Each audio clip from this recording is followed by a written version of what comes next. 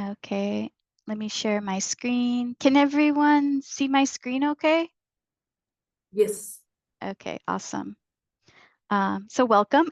We had actually planned this session for plenary, but we didn't really have attendance. So I said, I really want to do it. And so that's why we scheduled it here in September. So what are the goals of today's workshop?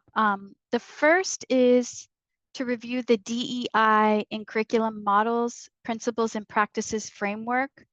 So the Chancellor's Office created this kind of like a rubric, or it's a framework, and we're gonna read it today together to offer us guidance in how we can change our curriculum and our teaching. And I attended the Curriculum Institute this summer and saw some examples that I stole, and I'm going to share with you. I think they're really good examples, and actually from our college too, some good examples. And then after we review that framework together as a group, brainstorm ways to redesign our practices and curriculum with this equity-minded framework, so we can support our students. So I wanted to begin just first thinking about what these terms mean to you. What is inclusion, diversity, equity, accessibility, anti-racism? Like, what do these words mean to you?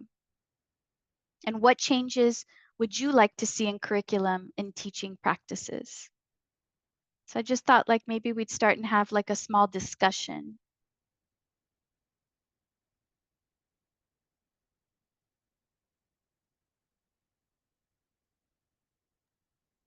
I'll speak first. Thanks, Michelle. Sure. So with, I know that um, while these sound specific, they sound kind of similar, they're different in every single term of it, and every single meaning of each of the terms. And to me, looking specifically at equity, and some people confuse that term with equality, in which and it's not the same. And I've learned, at least through some experiences, that equity is, while it's giving everyone their own opportunity to be successful or to achieve the success or the goal of the topic or the project that we're trying to do. And so by making it equitable, you understand that some people may not have resources to do that. And so you create opportunities for that person to also have equitable opportunities to be successful as well. Thanks, Michelle. Anybody else want to share? What do any of that, you could pick one term or talk about all of them, connected? What do they mean to you? And what changes would you like to see?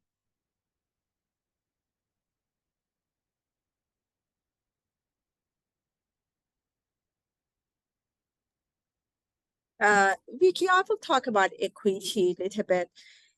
The way that I'm looking at it is, for example, a classroom has 40 students in it, and the instructor that is teaching the class is one of the best instructor in the world and can do different kinds of teaching method and audio, visual, and everything that this instructor can do. However, if there is no equity, in other words, if all of the students do not have the same foundation and are not in the same level, that instructor can go up and down and do whatever the students are not going to learn. The ones that they are prepared for the class, of course they will, but the ones that they don't have the foundation. Therefore, the equity is the instructor to see what is the gap and that to fill up that gap. Now that gap can be filled up in many different ways. It could be like in math, for example, because I came from a math department, having co-requisite classes. Or it could be that sending the students to the tutoring. It could be that having the students to come to his or her office hours, depending of what the gap is and how big the gap is. Or it could be having a software or a program online that they could of course, interactive. Therefore, there could be many, many things, and I'm pretty sure all of our faculty are very good to find the resources to offer to those students. Then when they bring the students all up in the same level, then the lectures of that student, that faculty would work. Therefore, equity is very different than equality. You can be equal and you can give the same attention, but if you don't fill up the gaps, you're not going to be successful. Yeah, and I think that those co-requisite classes that you mentioned can do to provide that, right? Where there is that Right. gap to provide more equity. That's a good example. And that I think math is going in a good direction. Thank you. Anybody else? To me, these words mean that someone feels welcome, they feel included, they feel able to access and learn or just be in the space and feel comfortable being there, whatever they might need, whatever support they might need, but just being able to be in the room comfortably, you know, being who they are and being, you know, they're just being there, just being able to be there and participate and be a part of things without having to be called out or, you know, to have their differences, you know, questioned or just to me, it's just, you know, welcoming, and that's what these words mean to me. Thanks. That's a good way to look at all of them holistically. It's like, you're welcome here. You belong here. You're welcome here and you belong is better, I think. That's better even than welcome, is that you belong. Yep. We touched on equality and equity. I just provided the image just for context, but I strongly believe that if we want to transform our education system, a foundational place to begin is in our curriculum and teaching practices. I mean, and there's so many other facets, right? Like student services and other things, but curriculum is a core place to start. And these are the definitions. Diversity is the myriad ways in which people differ. And then equity is the condition under which individuals are provided the resources they need to have access to the same opportunities, which we were talking about. And inclusion, authentically bringing traditionally excluded individuals and or groups into processes, activities, and decision policy making in a way that shares power. In addition to thinking about like what diversity means and what equity means, I did also want us to talk about culturally responsive teaching. I think everyone's already familiar with it, or have you heard of it? Knowing my audience, I think most of you have heard of it, but it's good to, I did want to just bring in the definition just to provide context before we do the work of thinking about what we want to do. But this is Zaretta Hammond's definition from 2015, where culturally responsive teaching refers to an educator's ability to recognize students' cultural displays of learning and meaning making. So how do students learn and make meaning, and meeting them there, and recognizing that and responding with your actions as a teacher, responding positively and constructively.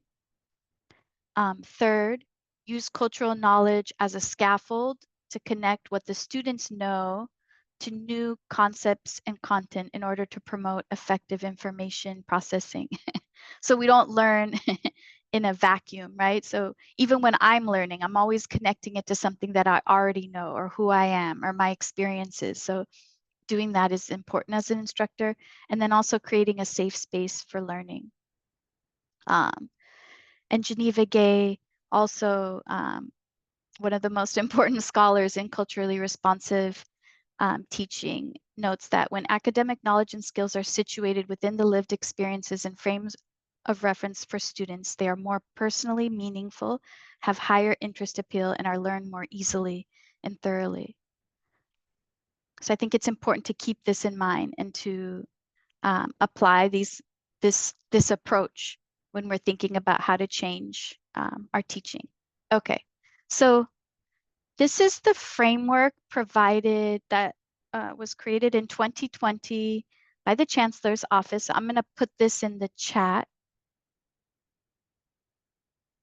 And this is what we're going to be working with today. And I'm actually going to give you time to read it too.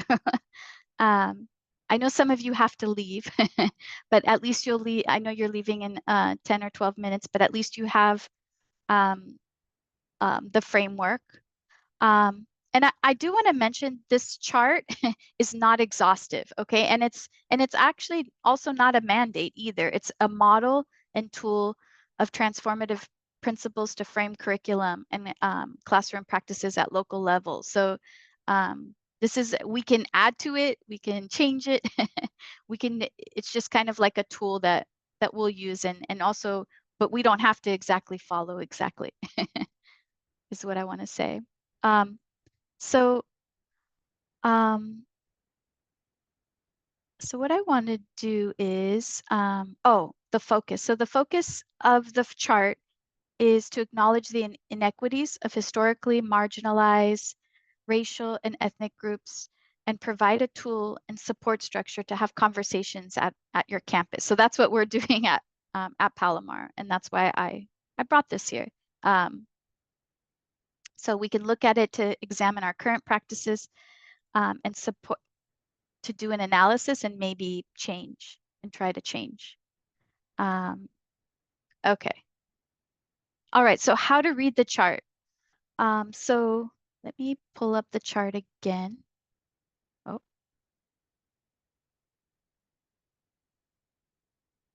Here it is. So the first column are traditional educational practices that are problematic. For example, not recognizing ethnic studies as a well-established discipline. And the second column are equity principles. So supporting research that, and supporting research can actually be found at the bottom of the document. There's also a glossary, but the second column is the equity principle. So for example, like a traditional education practice is the high cost of textbooks. The second column mentions representing multiple using OER resources or using low cost and zero cost textbooks and materials.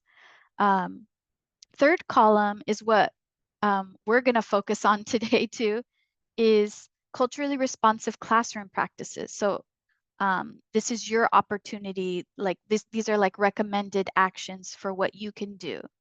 So for example, ensuring textbooks and materials are accessible.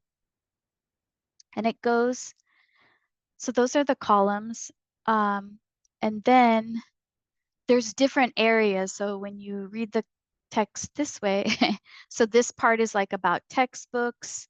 This section is about student-facing documents. So for example, traditional practices using asset-minded and decolonized language, and culturally responsive practice could be a shift from impersonal verbiage and moving towards descriptions that are warm and culturally responsive. Rewording language from a colonized mindset to an equity mindset, which brings to mind, Luis had done the decolonizing the syllabus workshops, talking a lot about that. So there's different sections. There's the role of discipline faculty course syllabus, classroom assignments and assessments, DEI in all the disciplines, ethnic studies as a discipline, siloed programs and services, and again, this this tool is not exhaustive, so you could add more.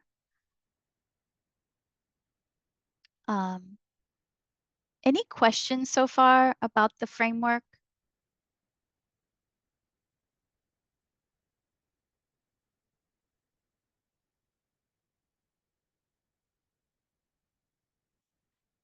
Oh, Luis?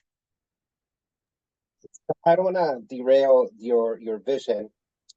I just want to bring people into the conversation about how the work that we're trying to continue here has started way back in October 2022. So I don't know if you want to share the link that I shared in the chat. Yeah, please share it too. Let me. Okay. I didn't think want to it's click easier. on it because I Yes. didn't want to move away from my slide. Thanks, Luis, And for sharing that. I just put it in the chat. right, but if you can share it on your screen so I don't have to swap between. Let's see. There you go. So Wendy Nelson, the president of the Faculty Senate, already started this with a group of Ben, John McMurray, and I keep forgetting who, there was myself and somebody else. So what we took is exactly all of the columns that you mentioned, and we kind of like subdivided them per area. And you can see at the bottom, aspects that are related to faculty. Then if you click on the second tab at the bottom, the tabs, it's what are the curriculum and or Senate responsibilities, and then which potential sources and mechanisms can we use to fund some of the things that we want to promote. And if you go to cheat number 1, that was kind of like the original version of kind of like separating the aspects. So I want to, I don't want to derail your vision. I think we need to continue your vision. I just wanted to share with this group that there's already been kind of like a year-long process of trying to institutionalize the recommendations that were set from that framework from the past. And my only wish is that we can continue it or kind of like follow through either what has already been pre-built or the new vision that Vicky wants to guide us towards. I support either version. I just wanted to make sure that we are conscious that part of the work has already been started and there needs to be continuation on it. And typically when there's change of leadership, there's kind of like a little bit of training and institutional knowledge sometimes it falls through the gaps. So I just wanted to bring this forward so that everybody's aware and can have it handy as we continue the work that we're trying to do right now with Vicky. Thanks, Luis. Yeah, so what we'll do, so where I'm going with this, because I know you have to, some of you have to go, but I was going to give some examples. And then what we'll do is just is as like each individual teacher thinking about think about one class you teach, and then we'll share out practices, 1 to 2 practices you already do, or maybe it's something you're not doing and you want to do. My intent is for us to like share and take action, or at least plan to take action, and we'll share ideas. I took the framework and made a worksheet for this workshop, and then what we'll do is share the specific actions each of us want to take or are already taking. So I copied and pasted the framework here and what we want to do. But let me I did want to provide some examples. These I got from the Curriculum Institute. This is an example of like the differences in course description. So if you're revising your curriculum, if you're doing a course change, it's like an awesome opportunity to think about maybe using more decolonized language. So maybe this is an example from Woodland Community College. So instead of saying survey of art, history, painting and sculpture and architecture, art from the Paleolithic period through early Christian world, including pre-literate art and pre-Columbian, instead of saying survey of global art history. So maybe not, it's not Christian centered or colonial, but survey of global art history, painting, sculpture, and architecture. This course will cover a geographically diverse range of art from around the world. So being more inclusive of different cultures, yeah? So that's like an example of something you can do in your curriculum. Here's an example of course syllabus. Luis is an expert in this and did awesome workshops on how to decolonize your syllabus. But this was from Rio Hondo College, an example of before with a deficit language. Every student is required to participate in class discussions. The teacher will call on all students as a form of assessment to check for understanding. Therefore, every student should come to every class prepared, telling the student what to do and being very forceful. Each student is responsible for daily reading. There'll be pop quizzes. You can't make it up. To this more equity-focused language. You're entitled to an equitable learning environment that is free of unfair practices and a space that celebrates your voice, fosters your agency, and develops your capacity for self-advocacy. And committing yourself to equity and inclusion and having a safe space for students of color, dreamers, students who are lesbian, gay, bisexual, transgender, queer, questioning, and being supportive. Sorry, I see some things from the chat. Oh, bye, Annie. Bye, Fade. Fade, maybe they left.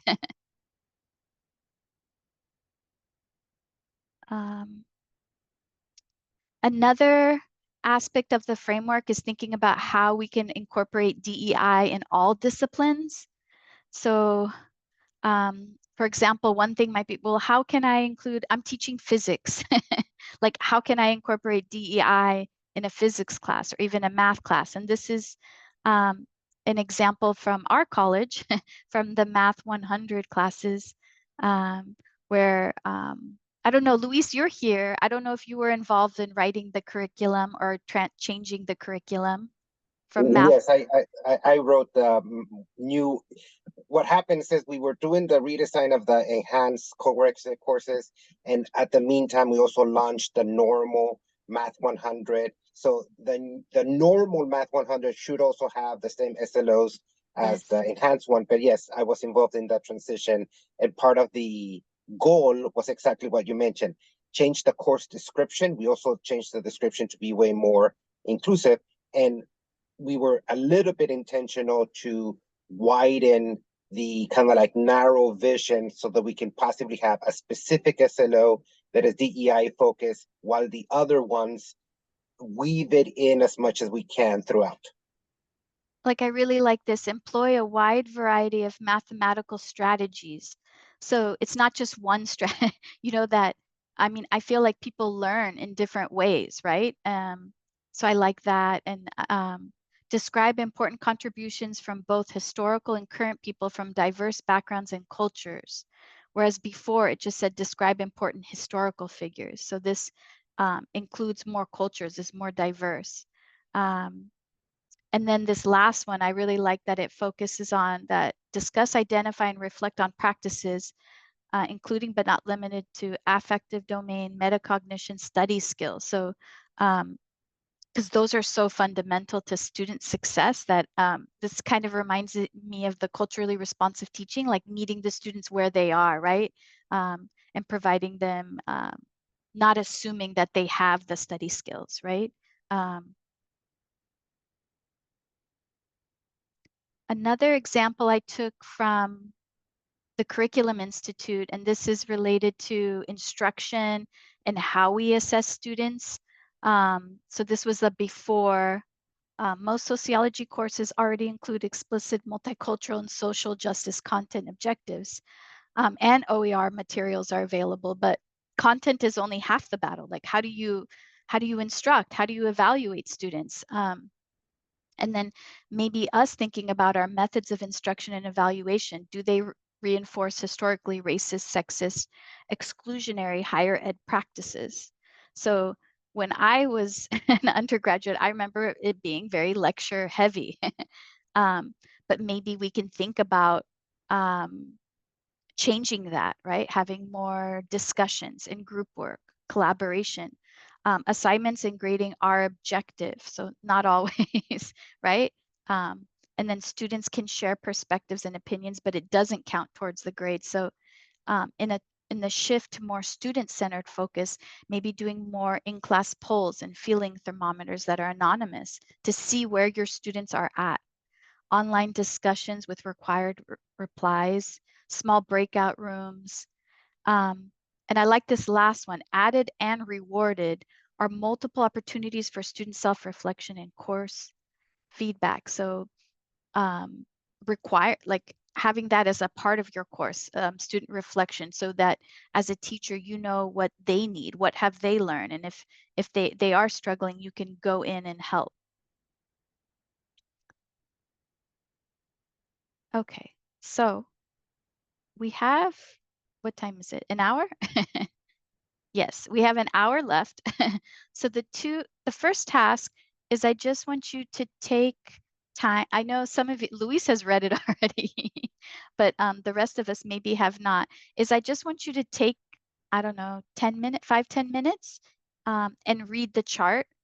And as you read, underline or highlight anything that resonates with you. Like when you're thinking about the classes you're teaching now, or the classes you've taught in the past, or the classes you'll teach in the future. And maybe just think about what are some culturally responsive classroom practices you are already doing, and what are some things that you want to work on. So I'll put the chart, I'm going to copy it and put it in the link.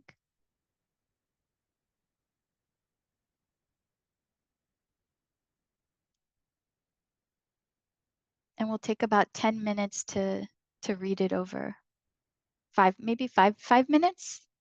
How much time do you feel like you need?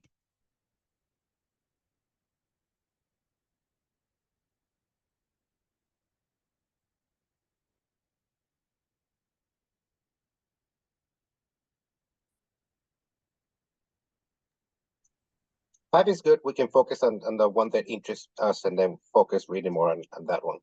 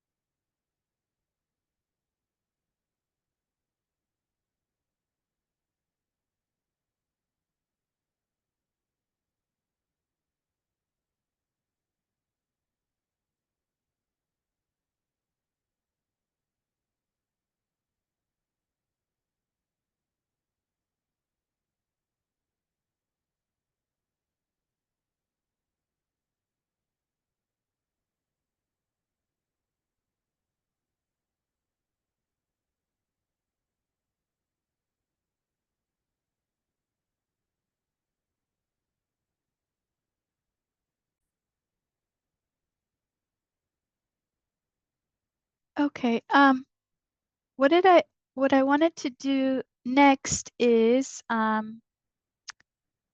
just to think about one class you are teaching or you have taught. Like right now, I'm teaching computer skills for ESL. So basic computer literacy class, and it's non-credit. So think about one class you're teaching. Share 1 to 2 practices you already do or want to do in this class. And explain how do you incorporate DEI in your teaching practices and curriculum. And what we'll do is we're going to share it here on this worksheet. I'll put it in the chat.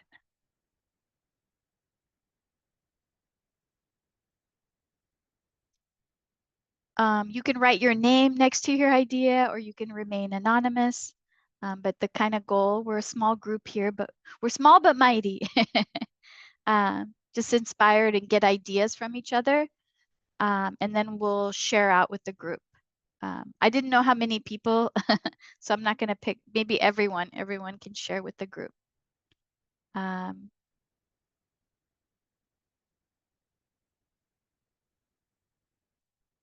So let me pull up here we go. So the document I gave you, everyone should be able to edit. And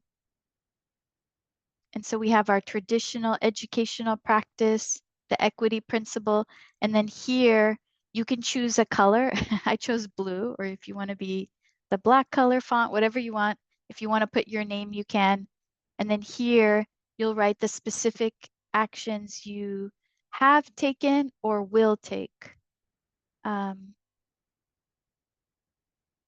I just did one example, student-facing documents that I wrote in my ESL computer skills class. I changed the course description so it's more accessible to the students' level of English. I think when I first started teaching, I just like copied and pasted from the course outline of record. And sometimes that language, the students, because of how much English they knew, it was incomprehensible. So it was really important that I make the description in my syllabus more accessible. And maybe down the line, I think about like if I do if we're doing course changes, to do the course outline, to even also change the course outline of record so that the students that are taking the classes can read and understand the catalog description, right?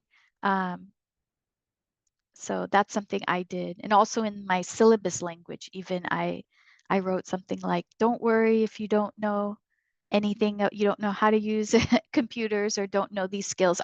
We're going to learn together as a group or in the class. So that's like an example. And so maybe we can take like 15 minutes or so, 10, 15 minutes, and you can share, pick a category, pick 1 or 2, or as many as you want, and share what you want to do or what you have taken. Or does anyone does anyone want to share another example? Or are you ready to work for 10, 15 minutes? Oh, you can't see where you'll write here where, oh, did I share where you can only view? Let me see. I think I shared that everyone can edit here. Let me put it again. I'm able to edit. I don't know if you scroll down, I see other people. Ah, sweet. Yay.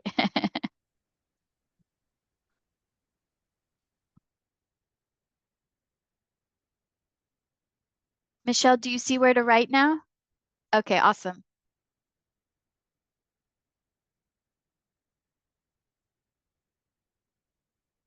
So we'll take like 10 minutes or so and write and share and then regroup. And maybe I'll pause the recording.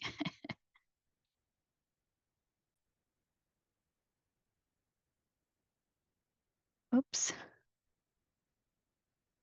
Here we go. Oh, and Amanda, you're still writing. Maybe I'll let you finish. It's okay. I'm just like occasionally adding, but we can start. It's not a big deal. Do you want to start and share some things that you already do or you will take? Sure. I put into kind of a bit of detail here. So I use open educational resources, and there was only like one semester when I first started teaching that I didn't. After that, when I saw like the impact that requiring a textbook had on my students, I was like, there's no way I'm going to do this again. Like, I don't think it's culturally responsible to require a student to have to pay for a resource that if they financially are unable to afford it would cause them to fail in their education. Like, I do not think finances should be a barrier. I grew up in like a low socioeconomic household, and so affording textbooks was always a cause for concern for me. And I didn't want to do that for my students. I didn't want to create that inequity. So at any place I can, I try to give them free resources, ones that are available on like a computer or on their phone, since I know that is like the most common device that most people have nowadays, and ones that are accessible. So it like the websites or the materials I try to offer always have that accessibility component into it integrated to make sure a screen reader can go through the material pretty easily. If not, I'll get like requested access, right, to be able to do that for them. So that's like the biggest one for me. And then the next one was for classroom assignments. So I teach English, like introductory English, English composition. And I highly encourage students to integrate their own voice within their writing. I try to tell them that I think there's like a bad rep with academia in terms of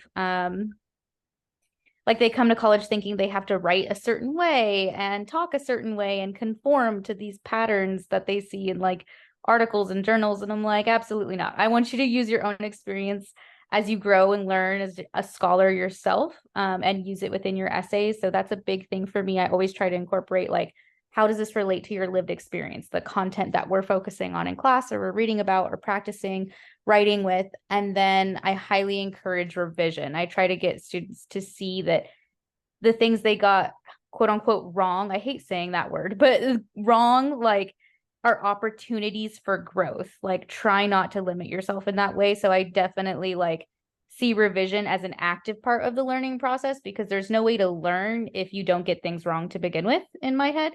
And I think writing has a lot to do with that. So those are mine. Thanks, Amanda. Yeah, I love that. And also, yeah, sometimes as a teacher, you know, you grade it and you want to be done, but I think this ability for revision is huge. It's a game changer because, you know, where a student failed, they have that opportunity to grow and learn, and that's, we want them to succeed.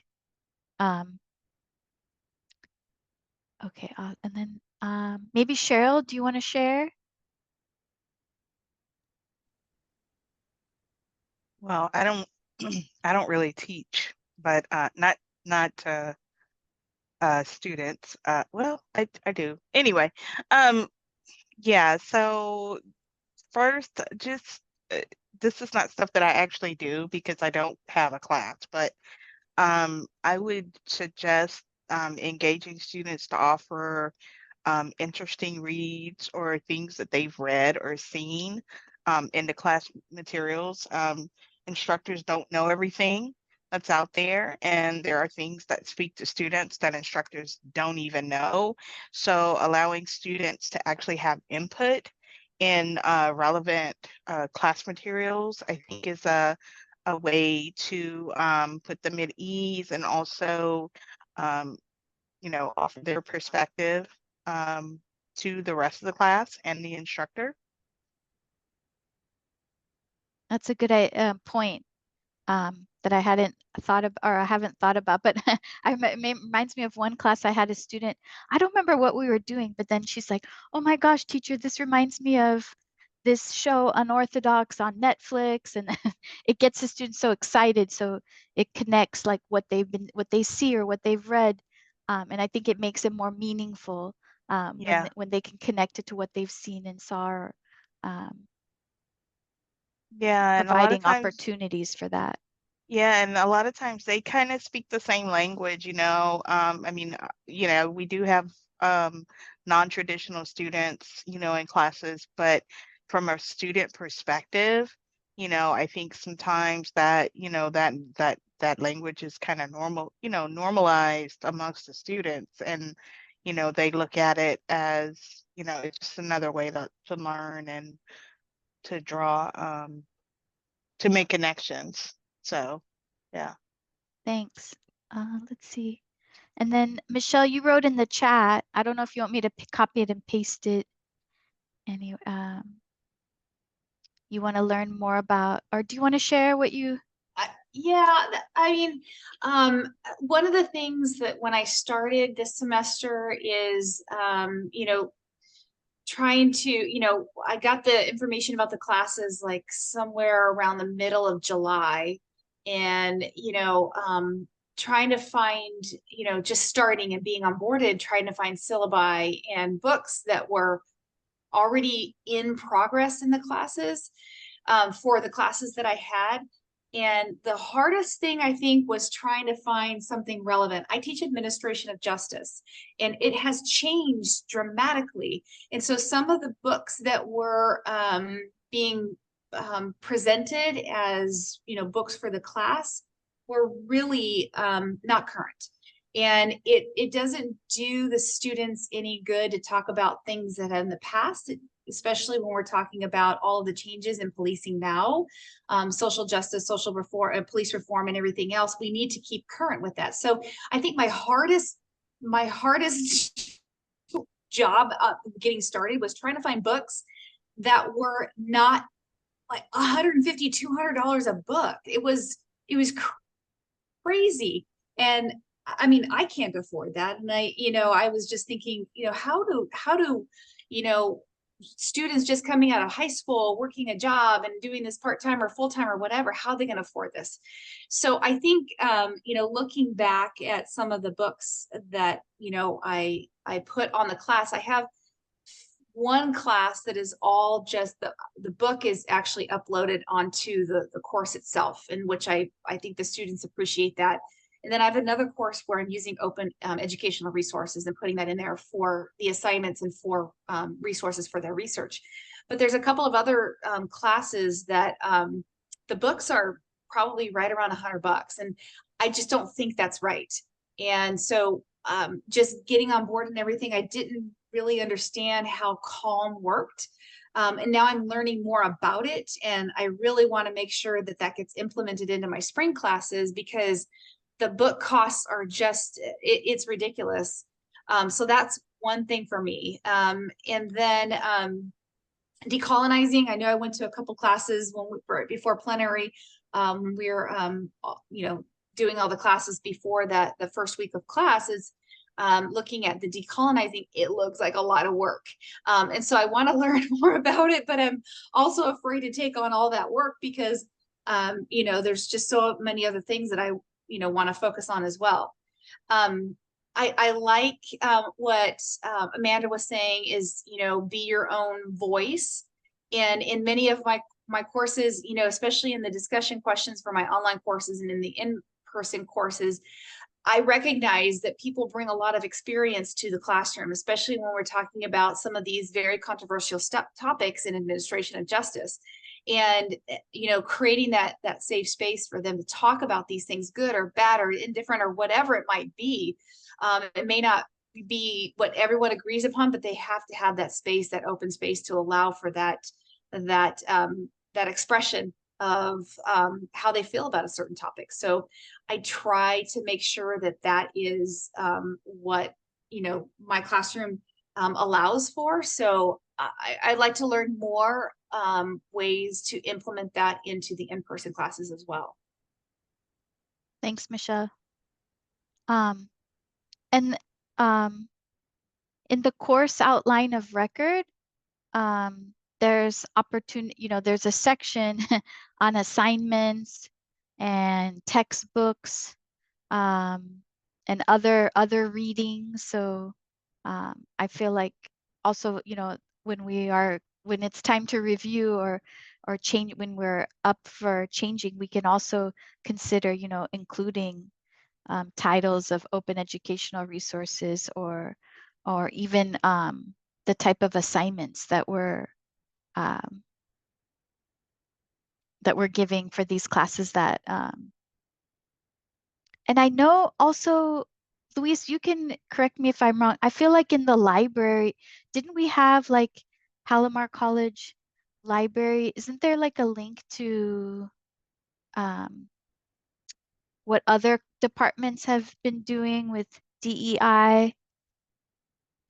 So, yes, are you talking about we it's called a library guide, Yes, and library so guides. Yes. there is a library guide for many things. There's a library guide for DEIA.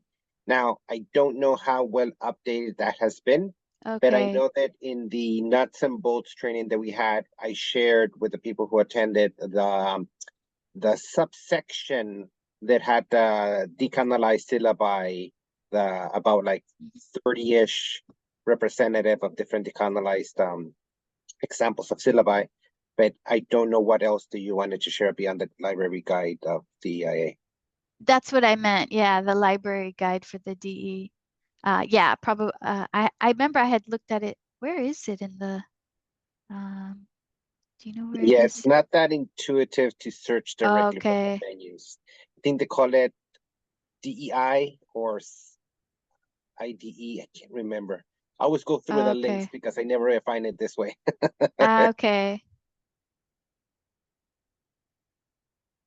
Anyway, yeah, I remember we had that, and that was like a useful resource. And that's awesome that you provide that in the nuts and bolts.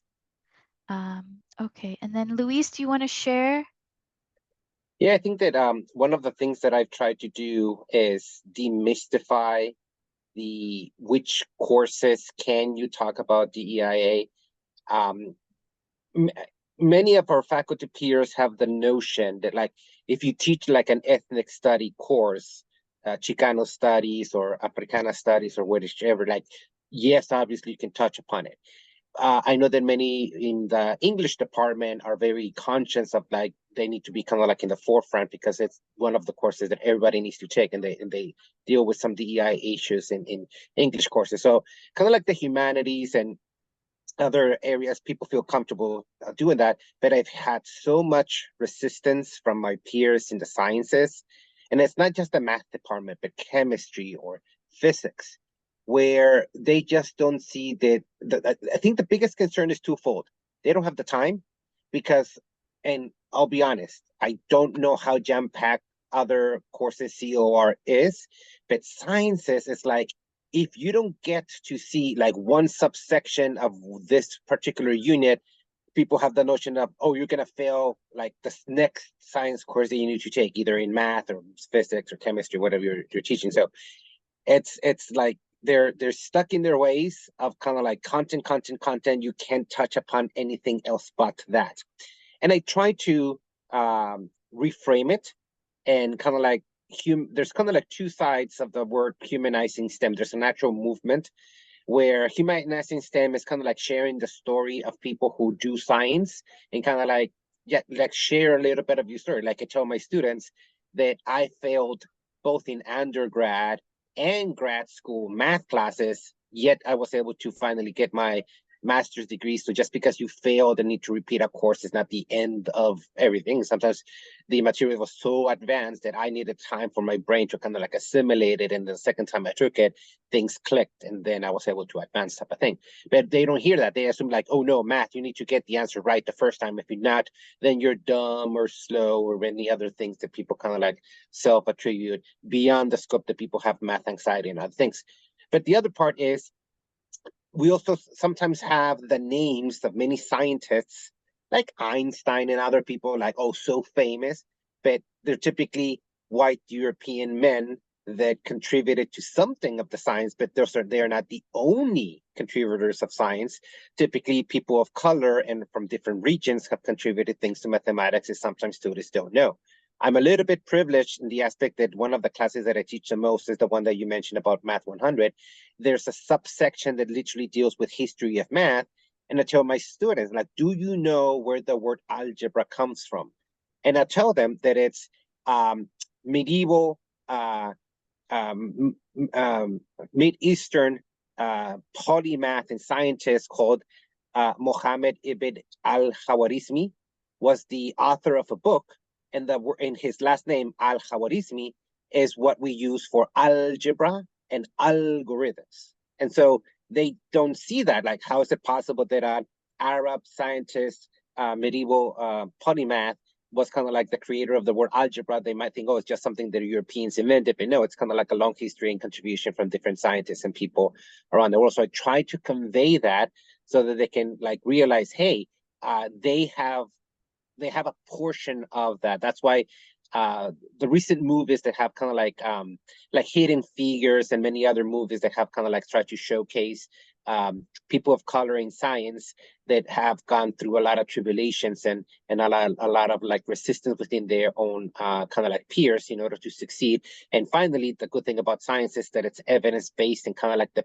proof is kind of like what's kind of like gonna convince people or not. And so finally we've been kind of like accepting a little bit more of that. But some of our students don't know that, and my peers don't want to focus on that because they fear that it's going to take time from the condensed COR, and therefore that's not their, like, first of all, they're not trained or know sufficient of those stories to convey it to their students, and secondly, it's going to detract time from class time to the rigorous stuff.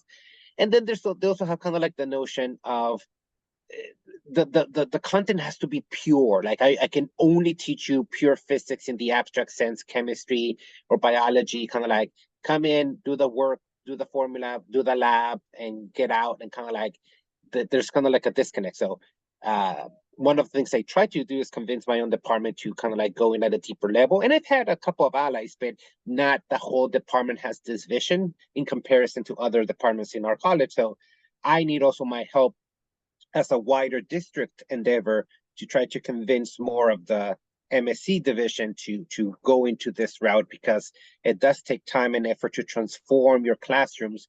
But also there's a benefit, because now students, instead of just seeing drawing numbers and formulas in front of them that makes no sense to them, they see the human story and the contributions and the resilience that is needed for the science to further. And then they kind of like latch on, and they can say like, oh, maybe I can be part of the new discoveries, the new solutions, and either cure cancer or solve this unsolved problem in physics, chemistry, computer science, wherever it might be. So I just feel that it's highly needed. Students latch onto it when they hear it, but very few of my peers are willing to both train themselves, carve out time or spaces, because maybe you can just put in your Canvas like those little kind of mini biographies and a photo of a scientist that is not traditionally represented in your area, but they have contributed in your discipline. And it takes time to find them, and then the courage to do it and acknowledge it and embed it in your classroom. So it's kind of like a lot of things that I've started to do. I think I've done it well enough in my classroom, but I need to like make sure that it permeates like either the entire department or more than just a division, than just quote unquote isolated few faculty doing it on and off here and there. But that's my insights. Thanks, Luis. Cheryl, you had your hand up. Was your hand up earlier? It was, and I took it down because I was thinking about what Luis said, and a lot of times people they're afraid of math and things like that. And I was just thinking about one of my alma maters, North Carolina A&T, which is the #1 producer of African American undergraduates in engineering, in agriculture, and in master's graduates in math and statistics. And it's a historically Black college and university. And so I was just thinking, Ron McNair, who was on the Space Shuttle Challenger, is one of the most popular alumnus from there. And I was just thinking, there are things that people just, don't know. Like there's a whole world of, scientists that, are minorities outside of our little clusters, I remember, as ridiculous as it sounds, I was in company of some very, some people that should have known better, but they didn't. And they thought that going to an HBCU, a student can only get a degree in African American studies, which is like totally, it doesn't make any sense. But you know, I just say all that to say that, you know, there are all these hidden gems, you know, all throughout the country, and there are other people that do it very well. So, you know, the fact that people they claim they don't know how to do it, it's not that they don't know how, they just don't want to, you know. And I feel like if you really and truly want to do this work, if you really want to embrace it, there are resources out there. You know, there are colleges that are doing this very well, you know, that are bringing math and science, STEM, to students in ways that engage them and that they're successful doing so. So I just think that, you know, there are a lot of things out there, and there are a lot of people and places that are already doing this very well. So I know a number of Black engineers because of, you know, my alma mater. And so, and they're all working in their fields, they're all doing very well in their fields, and some of them even struggle with math, you know. And you know, their classes, it was not easy, but they kept doing it, and they had the support and resources which allowed them to be successful. And this hearing you talk, Cheryl, thanks for sharing that. It makes me think of the Tarde de Familia. I had an ESL, non-credit ESL student in Escondido who had was in the higher levels of non-credit, but was thinking of stopping. Okay, I finished learning basic English skills, but he went to actually a Tarde de Familia night, and there's different speakers of um, people in the community, and it inspired him to want to continue to take credit classes and complete a program and get a career, which yeah, he wrote, ended up writing about it in one of his compositions for my class. But I think the impact of having like like these models that you mentioned, role models, or even like looking at how other universities do it and successfully teach, yeah, and have completion. I think a lot of times, even myself, I catch myself like, that's how I learned, or that's what my university or higher education experience was like, so I'm going to do the same. It's like, we can't do that if it's just going to further the equity gap. But thanks for sharing. Anything else? I know, Cheryl, you had some more. I realized after that you had some more things, ideas down here too. Um, It kind of falls in the same mhm. category, just recognizing that there are people out there, there are resources out there, there are experts out there. You know, ethnic studies, it's, you know, it's like a big deal right now, but ethnic studies has been around for a long time, you know, and there are experts in the field. So, you know, honor their experience and, you know, allow them to help you, you know, to decolonize, you know, your syllabus. And also kind of also what you talked about, Vicky, about role models and just kind of being available to your students. You know, don't just tell them, you know, there's tutoring on campus. Connect them with the tutor. Give the tutor their information. Just say, you know, I'm going to give the tutor your information and they'll contact you. Because a lot of times people won't take the next step, you know. I'm a good example of that because like I knew that there was tutoring available for a class I was having problems with in my master's program. But I never would call the tutor. And my mentor said, you know what? There's a tutor, you know, I'm gonna set up a time for you to meet with her. What works for you? You know, and I did that and it worked. You know, it's like I could have done that a long time ago, but some people just they're not built that way, or they don't know what steps to take. So don't just tell a student where to find something, you know, take them there, you know, recognize that, you know, for some students, college is new. They don't know that there's a deadline that they can that they have to drop the class, or, or something like that. So make that information a part of your class. So it's kind of, wrapping programs and services around the classroom experience too, because a lot of students, they come to class, that's pretty much all they do, and they don't know what other things are there to help them. So that's all. Thanks, Cheryl. Yeah, I like that idea of having the tutor reach out to the student, or even like sometimes I'll do like a field trip, a little Right. mini, let's walk over here. Okay, here's the library. Here's this is where you can go, or having people visit your class, and so many things to do. But I know this can be very overwhelming. I know when Michelle, you were sharing, it's like, I want to do this, I want to do that.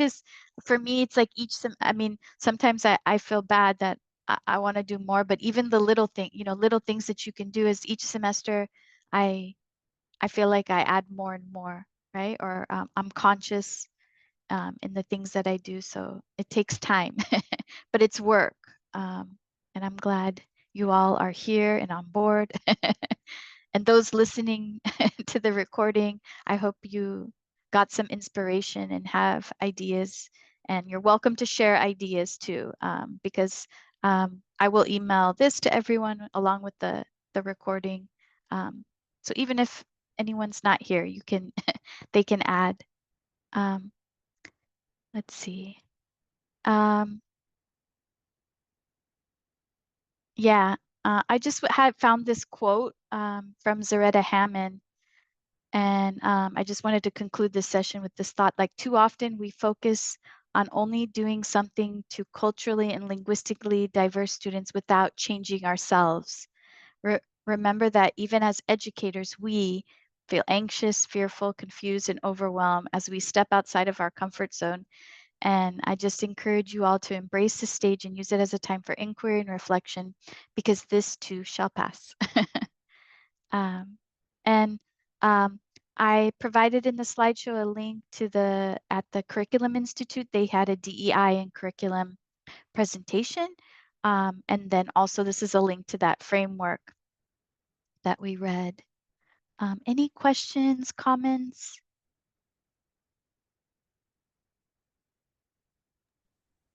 So I had a question, Vicky, and this is one thing that um you can cut this out of the recording if you feel that it doesn't Oh, let belong. me stop.